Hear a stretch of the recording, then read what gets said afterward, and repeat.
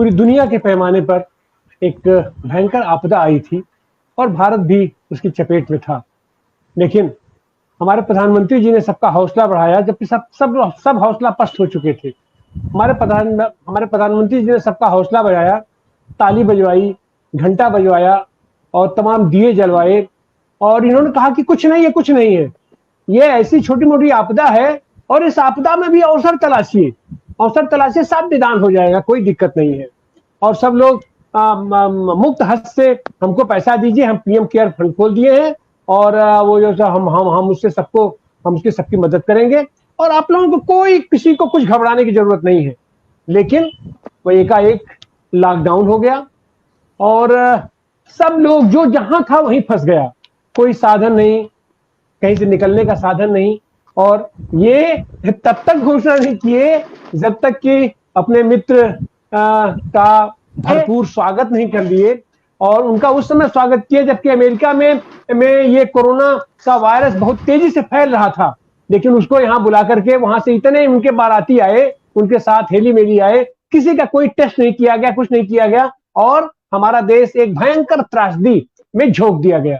लेकिन हम सब लोगों को विश्वास था कि हमारे प्रधानमंत्री जी, हमारे यशस्वी प्रधानमंत्री जी कुछ कह रहे हैं तो उसमें दम है, ये हमारी मदद देगा, साथ देगा। लेकिन उन्होंने तो कह दिया कि आपदा है ये, इस आपदा में अवसर तलाशिए और उस अवसर को उन्होंने तलाश लिया।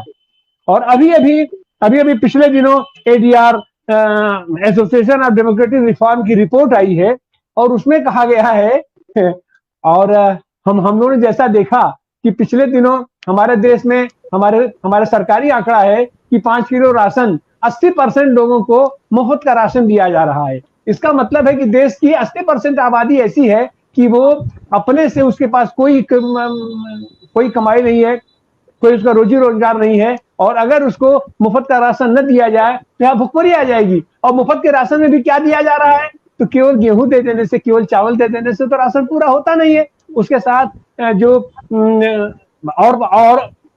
और पदार्थ होते हैं तो वो कहां से उसको मिलेगा। लेकिन अभी हमारे एडीआर की रिपोर्ट आई है और उन्होंने आकलन प्रस्तुत किया है कि 2020-21 में हमारे 8 राजनीतिक दलों की कुल आय 7,297 रुपए 1 करोड़ था और 21% की वृद्धि होकर के 2021-22 में 8,829 करोड़ उनकी आमदनी हो गई। तो मतलब कहीं ना कहीं से राजनीतिक दलों का आंकड़ा बताता है कि देश चाहे जितना हो, लेकिन राजनीतिक दलों का आंकड़ा दुरुस्त है।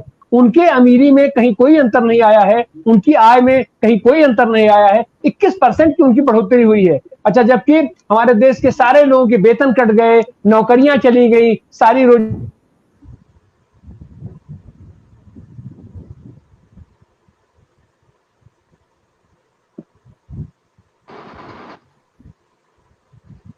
सब में भी ये तो 8 राजनीतिक दलों की बात है।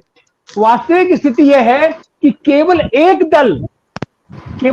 दल जो सत्तारूढ़ दल है, भारतीय जनता पार्टी की आय में, उसकी पूंजी में 21.7% की वृद्धि हुई है, जिसकी आमदनी आज की तारीख में 6,086 करोड़ रुपया केवल उसी की आमदनी होकर रह गई है। और ये तो उनकी घोषित आय है। उसके अलावा देश के पैमाने पर, दिल्ली में और पूरे देश के पैमाने पर हर जगह इनके दफ्तर बने हैं। इनके सारे नेताओं की आप रहन सहन देख लीजिए, उन लोगों की अपनी पूरी व्यवस्था देख लीजिए, तो कुल जोड़ करके जो है कि आम आदमी की स्थिति जो भी जैसे है वो तो सबको दिखाई पड़ रहा है। लेकिन हमारे राजनीतिक दल और खास करके सत्तारूढ़ दल की आमदनी में, उसके ऐशो आराम में कहीं कोई कमी नहीं है। यहां तक कि इनका जो वकील है वो